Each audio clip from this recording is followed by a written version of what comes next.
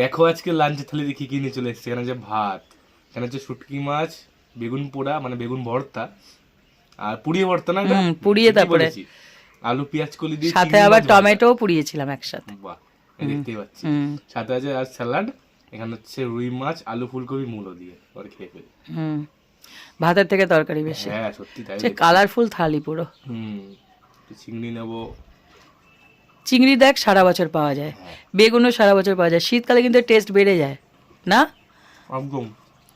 বেগুন পোড়া তো সারা বছরই খাওয়া যায়, কিন্তু শীতকালে ধনেপাতা দিয়ে আহা কি যে ভালো লাগে।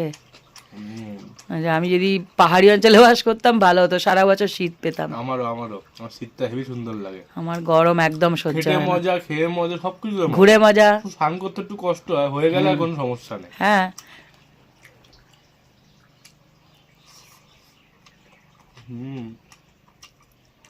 শুটকি আসলে ভালোবাসা।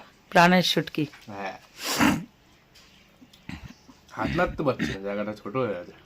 আরো বড় থালা দেবো, বগি থালা দেবো তোকে এবার থেকে। এই বাকি আছে চিংড়ি শুটকি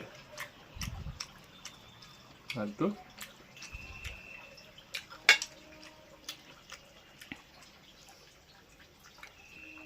ক্যামেরার এপাশে যে থাকে তার অনেক কষ্ট আমি বুঝতে পারছি, এত সুন্দর সুন্দর খাবার দেখে আজকে ফিল করলাম আমি।